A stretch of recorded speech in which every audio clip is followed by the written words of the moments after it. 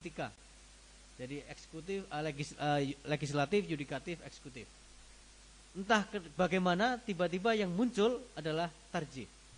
Nah itu juga dipertanyakan oleh seorang ahli pemikiran hukum Islam, Rif'i Al-Ka'bah.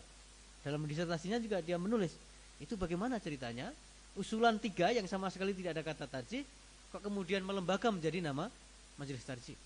Sehingga kalau misalnya kita ingin memahami kekakuan Muhammadiyah di dalam fikih, di dalam berhubungan dengan persoalan-persoalan baru, saya kira salah satu jawabannya bisa kita rujuk ke adopsi tarjih sebagai sebuah manhaj yang utama itu.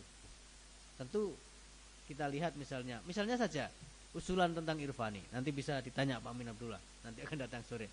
Itu juga begitu susahnya. Meskipun Pak Haidar sudah menjelaskan, lama-lama juga orang bisa menerima. Atau misalnya rumusan tentang dakwah kultural dan seterusnya yang juga menjadi sedikit problematik.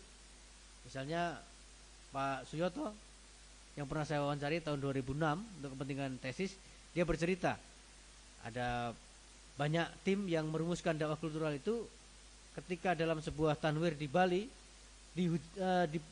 digugat oleh sebuah PWM dengan mengatakan, ini apa-apaan, Muhammadiyah kok pakai dakwah aneh-aneh. Karena di dalam Muhammadiyah itu hanya ada satu dakwah Islamiyah, dan dakwah kultural itu tidak Islamiyah, katanya begitu. Nah, saya kira ini bisa kita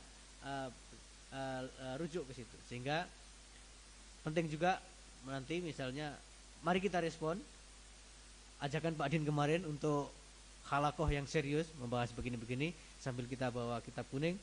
Dan kita juga harus menunjukkan bahwa sebenarnya di Muhammadiyah ada tradisi itu. Mulailah Mas Agus dengan saya nanti yang perguruan tinggi Islam di yang ada FAI itu, saya kira harus ke situ. Nah, saya kira ini yang bisa saya sampaikan sebagai refleksi dan sekaligus sedikit presentasi tentang apa yang saya tulis di disertasi. Pemanasan sebelum ujian disertasi. Terima kasih. Assalamualaikum.